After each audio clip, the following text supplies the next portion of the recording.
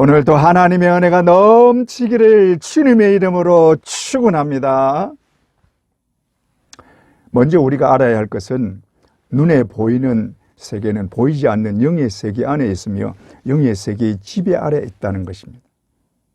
그리고 이 영의 세계가 바로 우리 곁에 실제 존재하고 있습니다.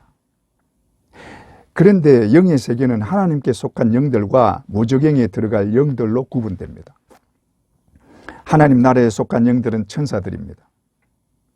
성경에 천사는 많이 나오지만 천사들에 대해서 구체적으로 알지는 못합니다. 그래서 천사라는 시간은 아니지만 잠깐 좀 살펴보겠습니다. 천사들을 부를 때 대개 천군과 천사로 부릅니다. 그래서 우리가 생각할 때 천군은 남자고 천사는 여성인 것처럼 생각합니다. 그러나 그것은 잘못된 생각입니다. 하나님 나라에는 남성과 여성으로 구분하지 않습니다. 그래서 다 천사입니다. 천군이라고 하는 이유는 하나님의 뜻을 위해 싸우는 군대를 말하기 위해서 군을 붙인 것뿐입니다.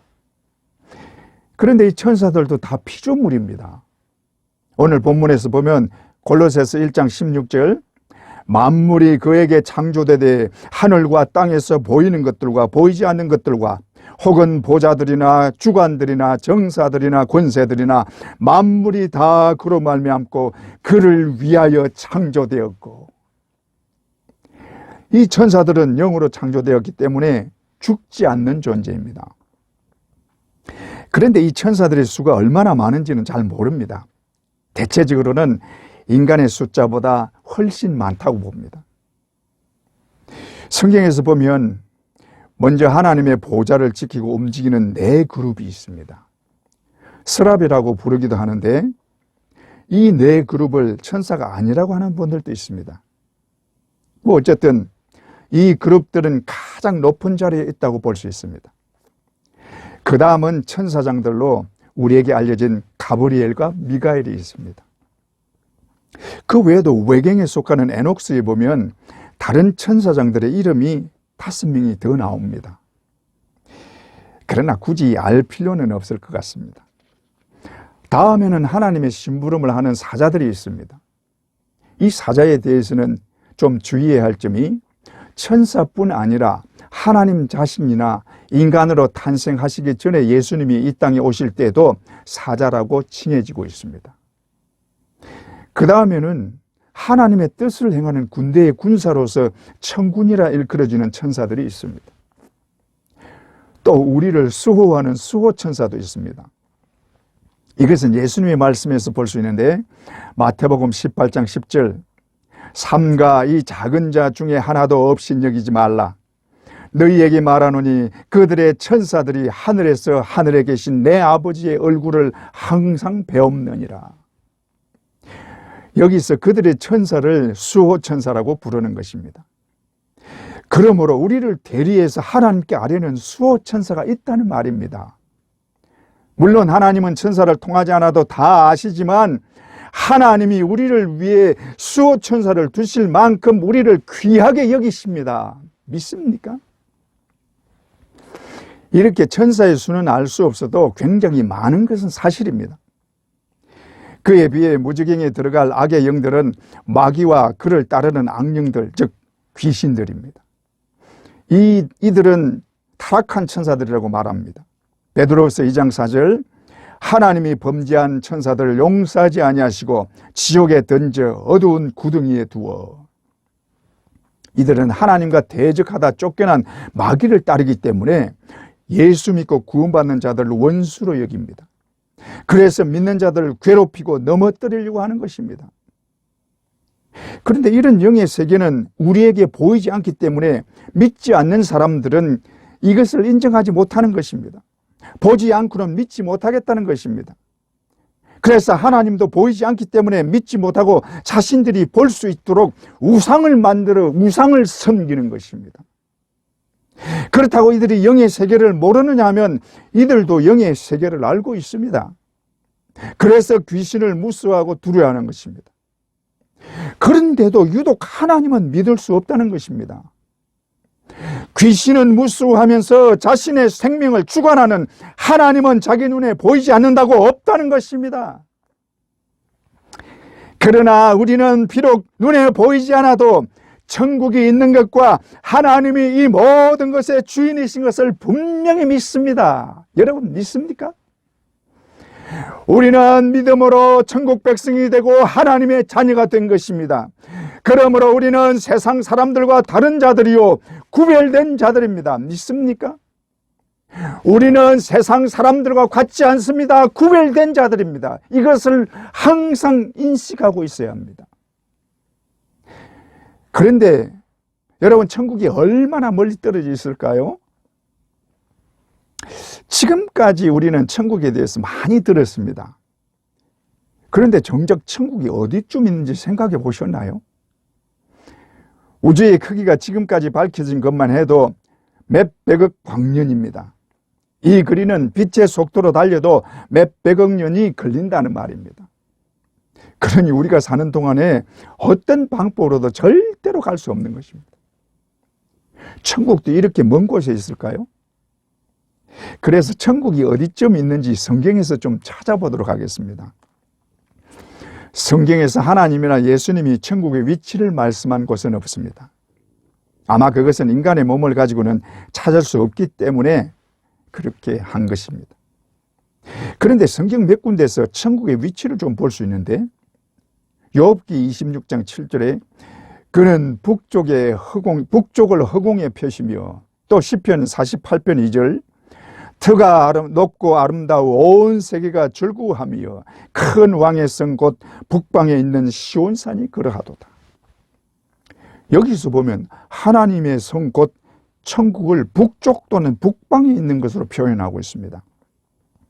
물론 이것을 곧이곧대로 북쪽 하늘에 천국이 있다고 말하기는 어렵습니다만, 천국이 별이나 북극성처럼 실제로 존재하는 곳이라는 것입니다. 그뿐 아니라 천국이 얼마나 실제적이냐 하면 천국의 크기를 성경에 나타내고 있습니다. 계시록 22장 16절 그 성은 네모가 반듯하여 길이와 너비가 같은지라 그 갈대자로 그 성을 측량하니 12,000 스타디온이요 길이와 너비와 높이가 같더라. 이 크기는 새 예루살렘 성의 크기입니다. 여기 나오는 숫자는 상징을 내포하고 있기는 하지만 실제 이 숫자대로 그 크기를 계산해도 엄청난 크기입니다. 1스타디온은 약 180m입니다. 그래서 계산해 보면 12,000 스타디온은 2,000km인데 넓이는 400만 제곱킬로미터입니다. 여기에 살 수 있는 인구수는 530억 정도라고 합니다. 그 정도로 천국이 실제적으로 그 크기를 나타내고 있습니다. 그러니까 천국이 실제적이라는 것입니다. 그리고 천국까지의 거리도 그렇게 멀지 않은 것이라고 볼 수 있습니다. 우리 눈으로 볼 수 있는 거리라고 보여집니다. 사도행전 7장 55절에서 56절 스데반이 성령이 충만하여 하늘을 우러러 주목하여 하나님의 영광과 및 예수께서 하나님 우편에 서신 것을 보고 말하되 보라 하늘이 열리고 인자가 하나님 우편에 서신 것을 보노라. 스데반이 모인 사람들에게 설교를 하는 중에 성령으로 충만하여 하늘을 우러러 보는 순간 하늘이 열리는 것을 보게 된 것입니다. 그때 그가 하늘의 광경을 보고 말하기를 보라 하늘이 열리고 인자가 하나님 우편에 서신 것을 보노라 하고 외친 것입니다. 이때는 스데반이 환상을 본 것이 아닙니다. 실제로 그 눈으로 하늘이 열리는 것을 보았고 하나님의 영광과 예수님이 우편에 서신 것을 본 것입니다. 이것은 다른 데서도 볼 수 있습니다. 에스겔 1장 1절에 30째 해 넷째 달 초닷새에 내가 그 발강가 사로잡힌 자 중에 있을 때 하늘이 열리며 하나님의 모습이 내게 보이니. 에스겔이 그 발강가에서 사로잡힌 자 중에 함께 있을 때에 하늘이 열리는 것을 봤습니다. 이것은 현실에서 하늘이 열리는 것을 본 것이지 환상을 본 것이 아닙니다. 그러므로 천국이 엄청나게 멀리 있는 것이 아니라 어떻게 보면 아주 가까이 있을지도 모릅니다. 단지 하늘을 열어주지 않기 때문에 보지 못하고 있을 뿐입니다. 우리는 영의 세계를 보지 못합니다. 하지만 우리 주위에는 영적인 존재들이 분명히 존재하고 있으며 우리 아주 가까이에 있습니다. 이것을 알아야 합니다. 그런데 이 영적인 존재에는 악령도 있습니다. 그래서 영의 세계는 하나님의 편과 마귀의 편에 있는 세력으로 양분됩니다. 그런데 세상은 마귀가 지배하는 곳입니다. 본래 마귀는 하늘에 거하던 자였습니다. 그러나 그의 교만으로 하나님과 같아지려고 하다가 세상으로 쫓겨나게 되고 말았습니다. 이사야 14장 14절에서 15절, 가장 높은 구름에 올라가 지극히 높은 자와 같아지리라 하는도다. 그러나 이제 내가 서울 곧 구덩이 맨 밑에 떨어짐을 당하리로다. 그래서 세상에 떨어져 사망 권세를 가지고 세상을 지배하는 임금이 된 것입니다. 요한복음 12장 31절, 이제 이 세상에 대한 심판이 이르렀으니 이 세상의 임금이 쫓겨나리라. 여기 이 세상의 임금은 마귀를 말합니다. 따라서 지금 이 세상은 마귀와 그 추종 세력인 악령들이 권세를 잡고 판을 치는 곳입니다. 그런데 악한 영들을 볼 수 있다면 대적하고 싸우기가 쉽겠지만 보이지 않기 때문에 그 싸움이 쉽지 않은 것입니다. 더욱이 보이지 않기 때문에 항상 방심하는 것입니다. 방심하고 대비를 하지 못하는 것입니다. 그래서 항상 깨어 있어야 하고 성령의 충만을 받아야 한다는 것입니다. 마귀는 강합니다. 그러므로 우리의 힘만으로는 이길 수 없기 때문에 성령의 도움을 받아야 이길 수 있는 것입니다. 우리가 성령의 도움을 구하면 성령은 언제나 반드시 도와주십니다. 왜냐하면 성령은 우리의 연약을 도우시도록 우리 주님이 보내신 보혜사로 오신 분이시기 때문입니다. 믿습니까? 그런데 다소 원초적인 질문인지 모르지만 영의 세계와 인간의 세계가 왜 이렇게 다를까요? 이것을 좀 살펴보도록 하겠습니다. 첫째로, 영의 세계와 인간의 세계의 차이가 어떤 것입니까? 영의 세계나 인간의 세계나 다 하나님이 창조하신 것입니다. 그런데도 인간의 세계는 영의 세계의 지배를 받고 있습니다. 그 이유는 인간의 전적인 타락 때문입니다. 이 타락 때문에 인간에게 있던 영적인 능력을 다 상실해버리고 영적인 눈도 가려져서 영의 세계를 볼 수 없게 된 것입니다. 이 타락 때문에 인간에게 죽음이 찾아왔고 그로 인해 사망에 매여 종노릇하는 신세가 된 것입니다. 그러나 우리 영은 죽음이 없습니다. 그래서 세상 사람들은 죽은 자가 귀신이 되어 찾아온다고 죽은 조상에게 제사를 지내는 것입니다. 그러나 분명히 알아야 할 것은 죽은 자의 혼이 귀신이 되어 찾아오는 일은 절대로 없습니다. 죽은 자의 육신은 흙으로 돌아가지만 그 영혼은 이 땅에 있지 못하고 천국과 지옥 둘 중에 한 곳으로 가게 됩니다. 이 땅은 육신과 분리된 영혼은 있을 수 없는 곳입니다. 그러니 죽은 자가 귀신이 되어 온다는 것은 그야말로 귀신의 장난인 것입니다. 그런데 애초에 영으로 된 존재들은 영의 세계뿐만 아니라 이 세상에도 거할 수 있습니다. 그래서 천사들이 이 땅에 내려올 수 있는 것이요, 마귀와 악령들도 이 땅에 거하면서 이 세상을 지배하고 있는 것입니다. 그러므로 우리 눈에는 보이지 않아도 우리 주변에 영적 존재들이 많이 있으며 특히 악령들이 수없이 많다고 봐야 합니다. 만약에 악령들을 볼 수 있다면 얼마나 끔찍하겠어요? 내 주위에 있는 그 악령들의 모습을 보게 된다면 얼마나 소름 끼치겠습니까? 그러나 이 모든 영의 세계도 이 세상과 마찬가지로 하나님의 권세 아래 놓여 있으며 하나님의 섭리 아래 있는 것입니다. 믿습니까? 그러므로 하나님의 허락 없이는 악령이나 마귀가 우리 주변에서 아무리 설쳐도 절대로 우리를 건드릴 수 없는 것입니다. 하나님은 우리를 지키시는 분이지 마귀와 악령들에게 넘어지도록 우리를 내어주시는 분이 절대로 아닙니다.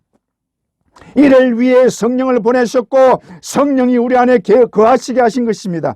성령은 하나님의 영이기 때문에 그 능력으로 우리를 지키시면 어떤 악한 세력도 우리를 침범하지 못합니다.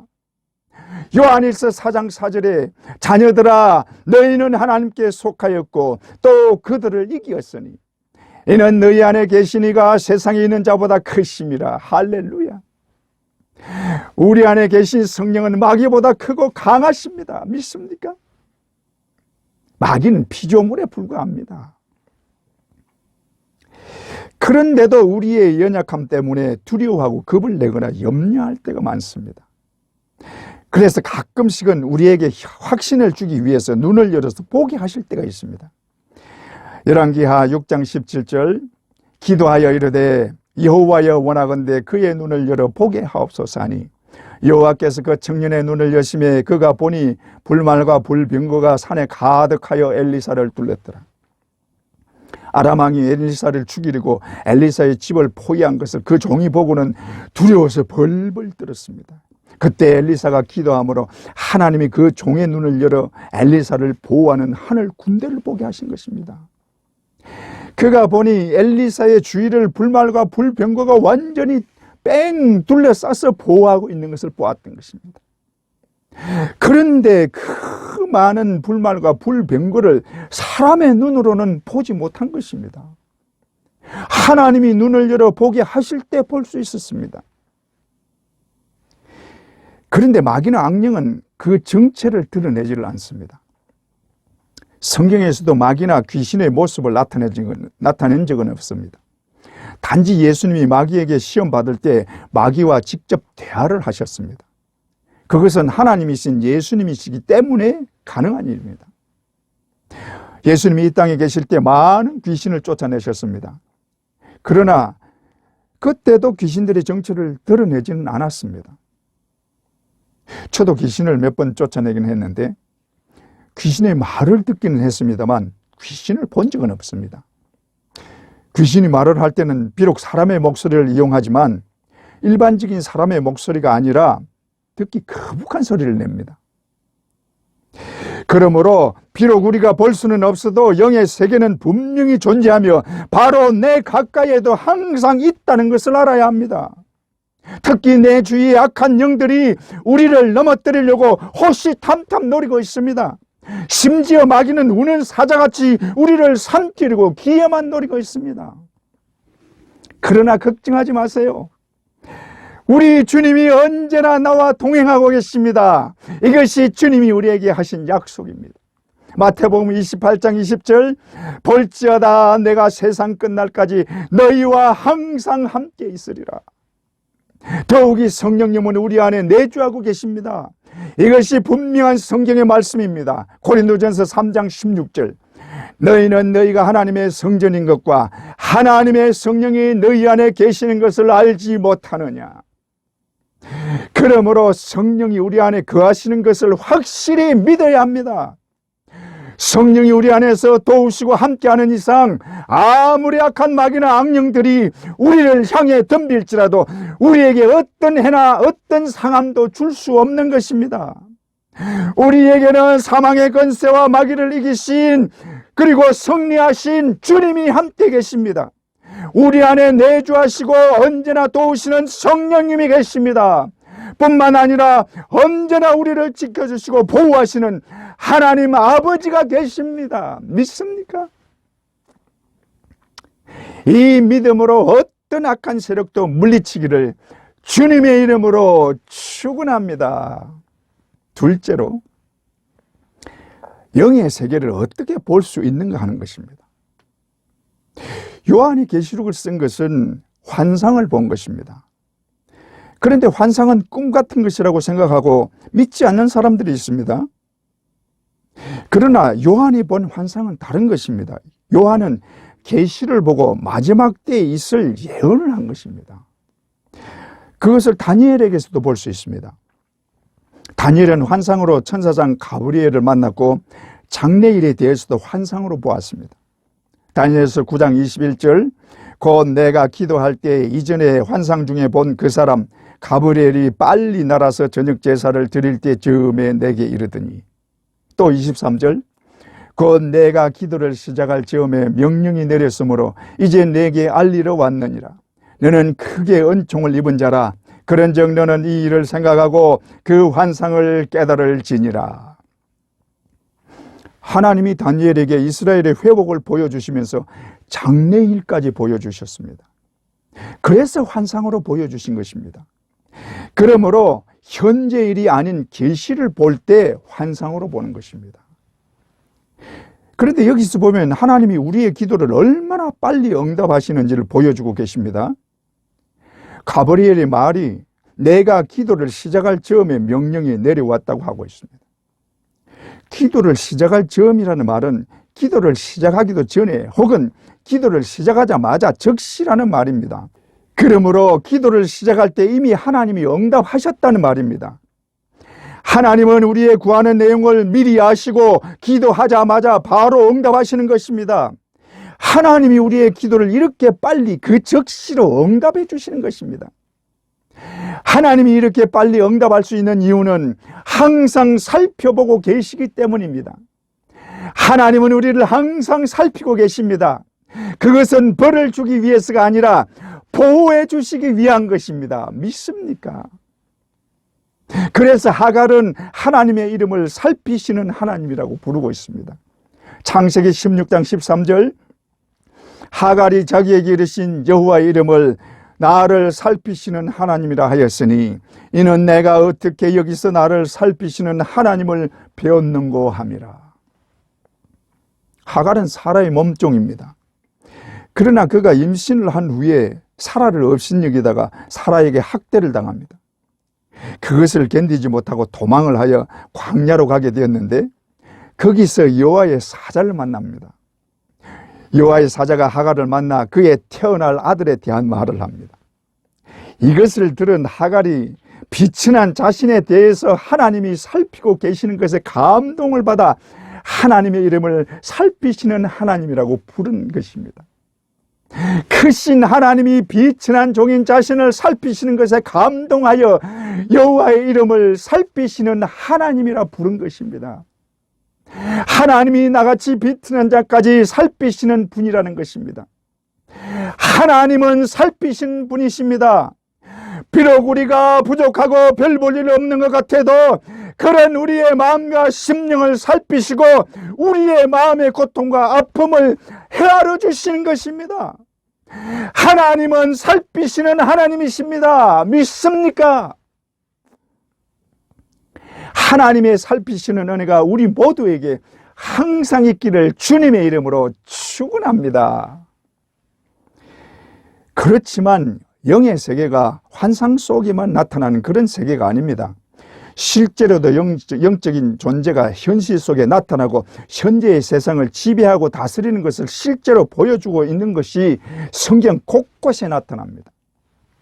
하갈의 경우도 그렇지만 발람도 하나님의 사자의 제지를 받습니다. 민수기 22장 31절에서 33절 그때 여호와께서 발람의 눈을 밝히시며 여호와의 사자가 손에 칼을 빼들고 길에 선 것을 그가 보고 머리를 숙이고 엎드리니 여호와의 사자가 그에게 이르되 너는 어찌하여 내 나귀를 이같이 3번 때렸느냐? 보라 내 앞에서 네 길이 사악함으로 내가 너를 막으려고 나왔더니 나귀가 나를 보고 이같이 3번을 돌이켜 나를 피하지 아니하였다면 내가 벌써 너를 죽이고 나귀는 살렸으리라. 여호와의 사자가 발람을 죽이려고 발람이 가는 길을 막았었습니다. 그런데 나귀가 여호와의 사자를 보고 3번이나 피했습니다. 그러자 발람이 나귀를 때렸습니다. 말을 안 듣는다고. 그때 나귀가 입을 열어 말을 합니다. 하나님이 말 못하는 짐승을 말을 하게 하면서까지 발람의 죄를 알게 했습니다. 뿐만 아니라 발람의 눈을 열어 사자를 직접 보게 했습니다. 그런데도 발람은 죄를 돌이키지 않고 끝까지 멸망의 길을 가는 어리석은 자가 되고 만 것입니다. 그러므로 하나님이 기회 주실 때 회개해야 합니다. 믿습니까? 그런데 환상으로든 실제로든 영의 세계나 영적인 존재를 볼 수 있는 것은 하나님이 보게 해 주실 때만 가능합니다. 그러므로 영의 세계나 현실 세계든 다 하나님의 다스림 속에 있는 것입니다. 믿습니까? 우리도 이런 영적인 세계를 환상으로든 실제로든 좀 볼 수 있으면 좋겠어요. 그러나 예수님이 오신 이후로는 하늘에 속한 영적인 존재들이 나타날 일이 거의 없습니다. 왜냐하면 예수 그리스도가 임마누엘의 하나님으로 이 땅에 친히 오신 하나님이시기 때문입니다. 뿐만 아니라 예수님이 승천하신 후에는 성령께서 오셨습니다. 성령은 보혜사로 우리와 함께 계시면서 전적으로 우리를 돕기 위해서 오신 하나님이십니다. 따라서 예수님이 이 땅에 오신 이후로는 하나님이 친히 우리와 함께 거하시면서 우리를 직접 도우십니다. 이것이 임마누엘입니다. 믿습니까? 그러므로 다른 영적인 존재가 돕지 않아도 되는 것입니다. 그런데 우리는 성령을 볼 수가 없습니다. 그래서 믿지를 못하는 것입니다. 전능하신 하나님이 우리 안에 계시는데도 보이지 않기 때문에 믿지를 못하는 것입니다. 그러나 영적으로 깨어있는 사람은 분명히 알 수 있고 분명히 느낄 수 있습니다. 그러므로 영적으로 깨어있어야 하는 것입니다. 영적으로 깨어있기 위해서는 기도해야 합니다. 기도하는 사람은 성령 하나님의 역사하심을 다 느낄 수 있습니다. 비록 우리가 볼 수 없어도 보는 것 이상으로 분명하게 알 수 있습니다. 비록 보지 못해도 주님이 내 곁에 계심을 느끼게 해주십니다. 성령이 내 안에서 역사하심을 분명히 알게 하십니다. 뿐만 아니라 내가 위험에 처할 때는 하나님이 하늘 군대를 동원해서라도 나를 보호해 주실 것입니다. 믿습니까? 이런 하나님의 도우시는 은혜가 우리 모두에게 언제나 충만하기를 주님의 이름으로 축원합니다. 그런데 문제는 우리 주변에는 악령이 존재하며 악령은 적극적으로 우리를 넘어지게 한다는 것입니다. 그래서 실제로 교회 안에서도 악령에 잡혀 있는 사람들이 있습니다. 교회 안에는 성령 받은 사람만 있는 것이 아니라 악령 받은 사람도 있습니다. 그런데 보통으로는 성령을 받았는지 악령을 받았는지 구분하기가 쉽지 않습니다. 왜냐하면 악령을 받아도 능력을 행할 수 있고 믿음 좋은 것처럼 속일 수 있기 때문입니다. 그래서 이것을 구분하기 위해서는 악령 받은 자와 성령 받은 자의 특징을 알 수 있어야 합니다. 이것을 좀 살펴보면 먼저 악령 받은 자들의 특징은 첫째로 거짓말을 잘합니다. 마귀는 거짓의 아비입니다. 그래서 악령 받은 자들은 거짓말을 아주 잘합니다. 어떤 교인은 열심히 하는 것 같은데 거짓말을 너무나 잘하는 사람이 있습니다. 이것을 알지 못하면 쏘가 넘어가는 것입니다. 특히 돈 때문에 문제가 되는 경우가 많습니다. 금방 갚을 때니까 좀 빌려달라고 합니다. 그래서 빌려주면 이런저런 핑계를 대면서 갚지 않고 거짓말을 하는 것입니다. 이런 일이 교회 안에 많습니다. 심지어 목사도 당하는 경우도 있습니다. 그러므로 교회 안에서는 도와주는 경우 외에는 돈 거래는 하지 말아야 합니다. 또 믿음에 대해서도 다른 말을 하는 경우도 있습니다. 이런 사람들은 자기가 큰 은사를 받은 것처럼 다른 사람의 믿음을 판단하기도 합니다.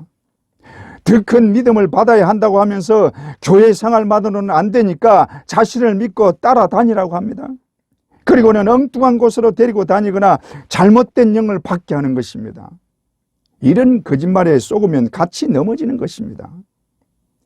심지어 목사도 잘못된 영을 받은 사람들이 있습니다. 이것이 거짓의 영을 받은 거짓 선지자인 것입니다. 이들은 말씀을 다르게 해석하거나 자꾸 세상적으로 풀려고 합니다. 들을 때는 그럴듯하게 들립니다. 그러나 성경 말씀보다 사람들의 관심을 이용하여 세상적으로 풉니다. 이런 거짓된 것들이 교회 안에 넘쳐나고 있습니다. 이것이 다 악한 영에 잡혀서 거짓말을 하는 것입니다. 그러므로 정신 차리고 깨어 있어야 하고 분별할 줄 알아야 합니다. 거짓말 잘하는 사람들은 악령에 잡혀 있는 사람들이라는 것을 꼭 기억하시기 바랍니다. 둘째로 당짓기를 좋아하고 분란을 잘 일으킵니다. 마귀는 교회가 든든하게 쓰고 은혜가 넘치는 것을 싫어합니다. 그래서 교회를 자꾸 흔들어서 싸움이 일어나게 하는 것입니다. 요즘 교회에서 싸우는 일을 많이 보게 됩니다. 이게 다 마귀가 하는 짓입니다. 요즘 큰 교회들을 보면 문제가 되는 교회가 많습니다. 그래서 사회적으로도 문제가 되고 교회가 욕을 얻어먹게 하고 있습니다. 그렇지 않아도 교회를 욕하고 싶은 사람들에게 대놓고 욕을 하게 만들고 있고, 믿지 않는 사람들이 더 교회에 등을 돌리게 만들고 있는 것입니다. 심지어 교회 안에서 반대편 사람들에게 폭력을 행하거나 폭력단체가 난입하기도 합니다. 이것이 악령된 사람들이 교회를 분란하게 만들고 은혜스러운 교회가 되지 못하게 하는 방법입니다. 이럴 때는 결사적으로 기도하면서 사탄을 몰아내야 합니다. 이런 일을 보고 눈을 감거나 피하면 안 되는 것입니다. 반드시 사탄을 대적해야 합니다.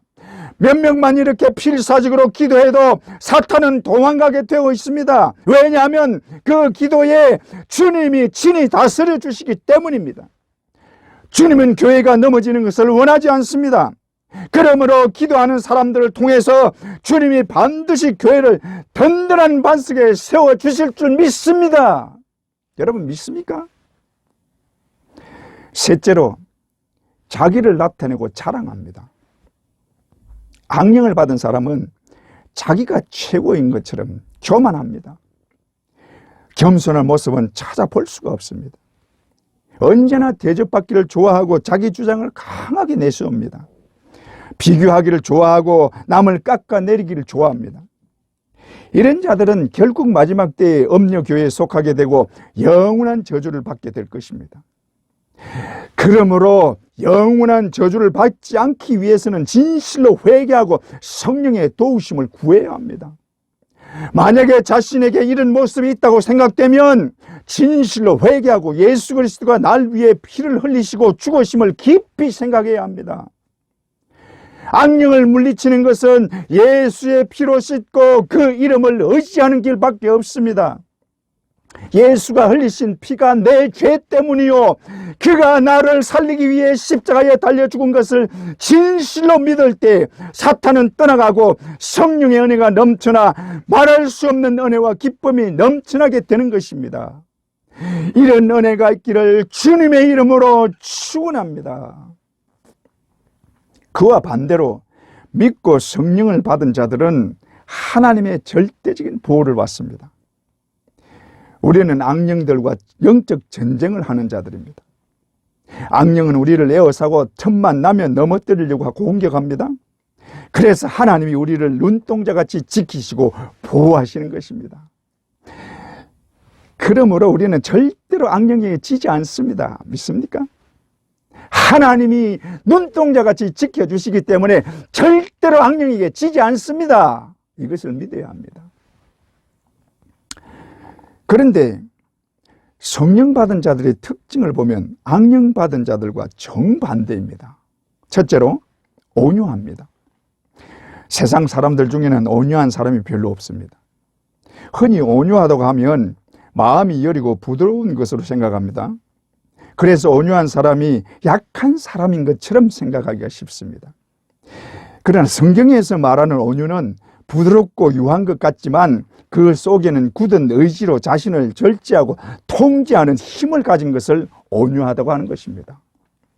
성경에서 대표적으로 온유한 사람은 모세입니다. 하나님도 모세는 온유한 사람이라고 하십니다.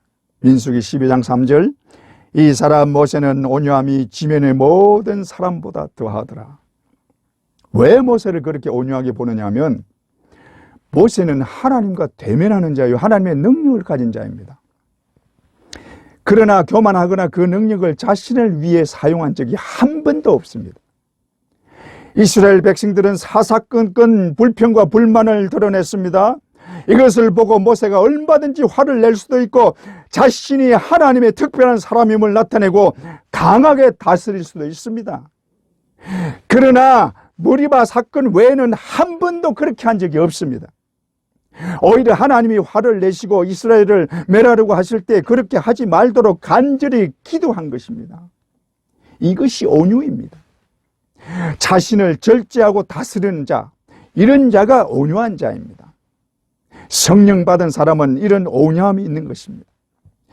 우리 모두 이런 온유한 자가 되기를 주님의 이름으로 축원합니다.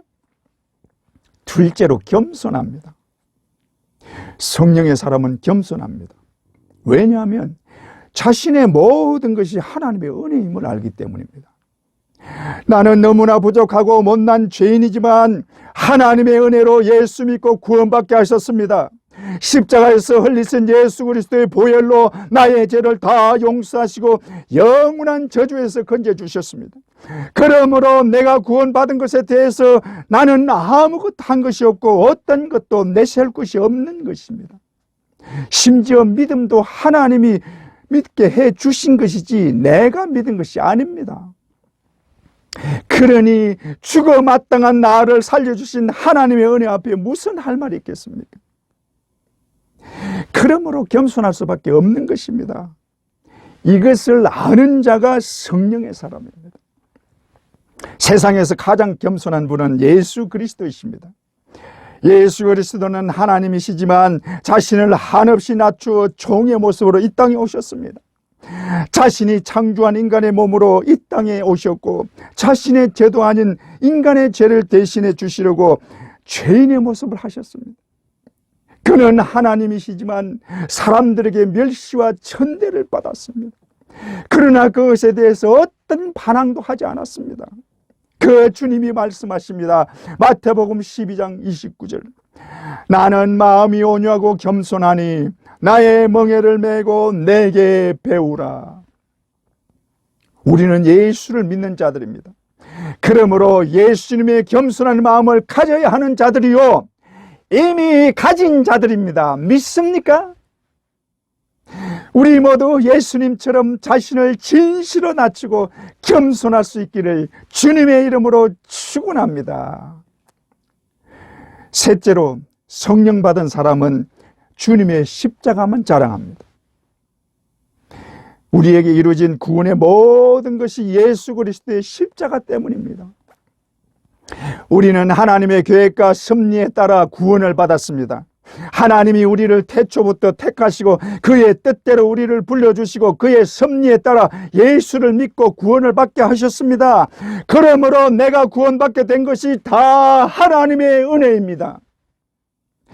그러나 그 모든 은혜가 있더라도 예수 그리스도가 십자가를 지지 않았다면 우리의 구원은 절대로 이루어질 수 없는 것입니다. 예수님은 하나님과 동등하신 하나님이십니다. 그러나 하나님과 동등됨으로 여기지 않으시고 종의 형체로 이 땅에 오셨습니다. 뿐만 아니라 우리를 살리려고 자신의 생명을 던지고 십자가에서 피를 흘리고 죽었습니다. 우리는 그 십자가의 보혈로 살아난 것입니다. 그러므로 내가 구원받은 것은 오로지 예수 그리스도의 십자가 때문입니다. 믿습니까? 그렇기 때문에 내가 자랑할 다른 것은 아무것도 없습니다. 오직 내가 자랑할 것은 날 위해 피 흘려 죽으신 예수 그리스도의 십자가밖에 없습니다. 그래서 바울 사도는 담대히 외칩니다. 갈라디아서 6장 14절.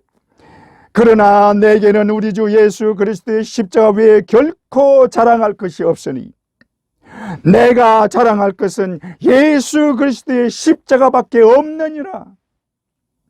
이것은 또한 우리의 자랑이요 우리의 외침인 것입니다. 우리가 자랑할 것은 십자가밖에 없습니다.